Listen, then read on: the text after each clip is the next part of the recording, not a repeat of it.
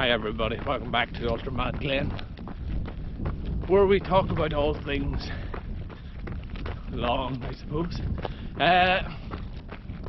Today's video, we're going to dive into training for 100 miles and what that might look like and how you might go about setting that up for yourself.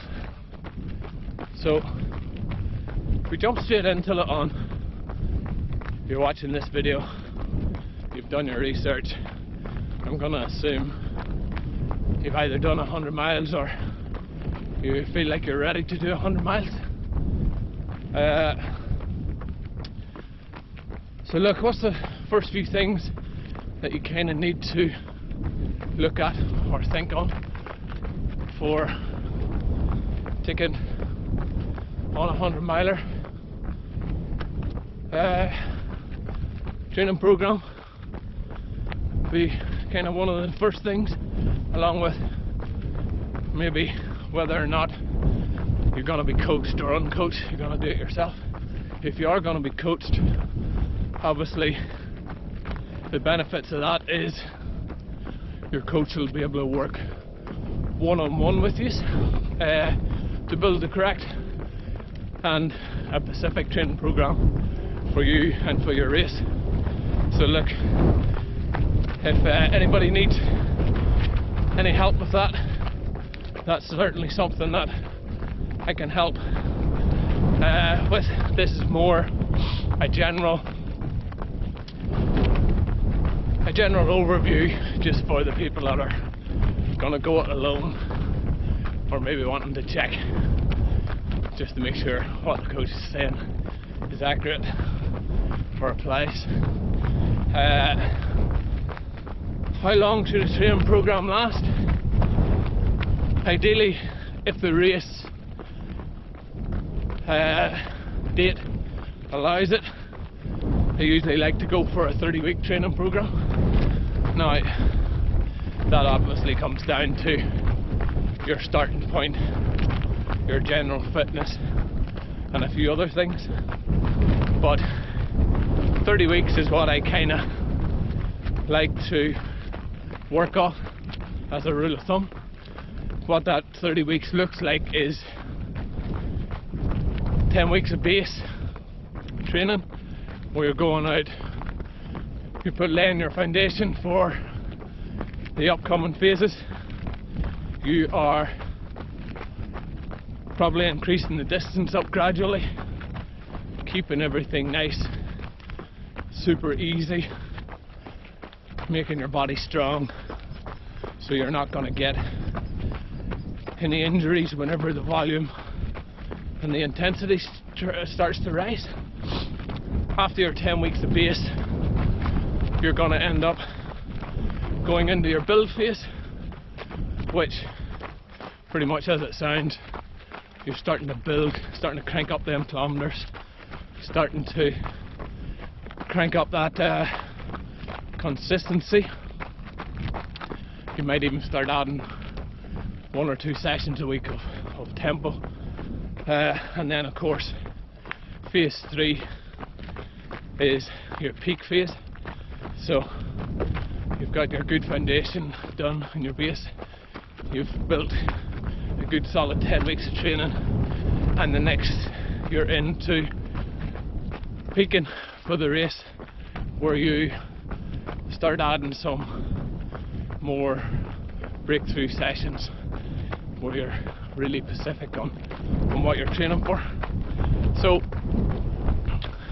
obviously your Ks are going to start increasing after your peak fitness. This is where you're going to be getting to the pointy end of the stick, maybe doing a couple of race simulators where you're maybe not running the whole 100 miles. In fact, you definitely won't be running the whole 100 miles, but you certainly are dialing down that race strategy, your nutrition, your pacing over a couple of days. That will kind of mimic what the race is going to be. And then your last kind of phase is your 4 weeks of tapering. Lets the body recover eases off so that you are now getting ready to race. You're getting to the starting line tip-top shape. So that's kind of how your program is broke up.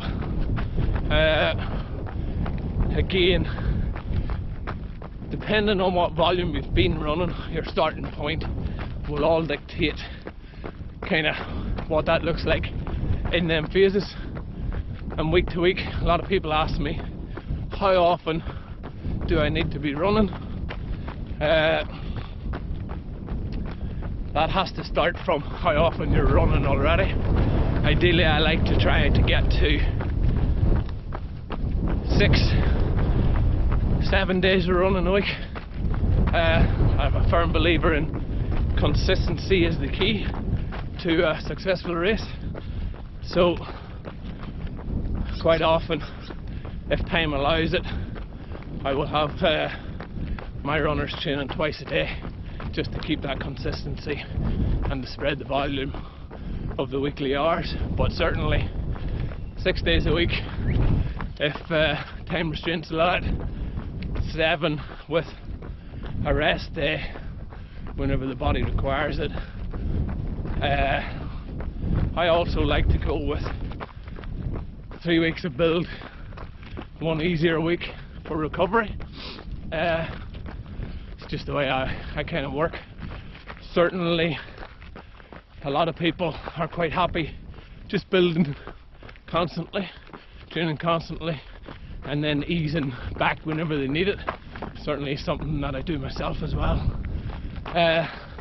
But I suppose that's where the benefit of being coached comes in, that he can work with you on that experience so that you're getting the best outcome of the time that you have available. And that's the really key part, guys, because it does take a lot of training for a 100-miler. So that's kind of key, making the most of the time available. And that might be a future video on time efficiency. So some of the other things you really want to consider when training for a 100-mile, you want to consider the terrain of the race. So if it's a race similar to a trail like this, where it's quite rolling, quite hard, limestone pathing under, harder on the joints, a bit uneven, you want to be training similar to that as much as possible. If it's a soft sand race or technical race, lots of rock, the more often you can get out and stimulate that, the better it'll be. So have a look at your race that you're intending to do. Give yourself as much information on that race as possible, what kind of heat it'll be, whether it's going to be a hot race, cold race, in between, and get out on similar terrain and train on that. It's going to be a huge benefit come race day.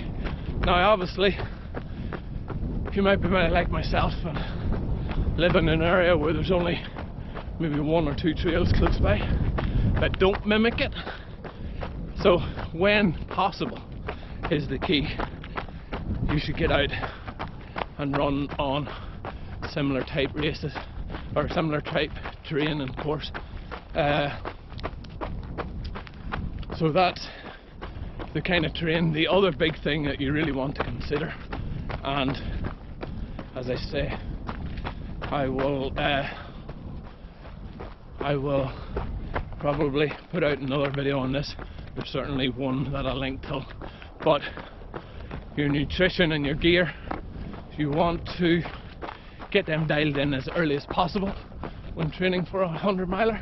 I mean, as soon as possible, because most things that go wrong in a 100-miler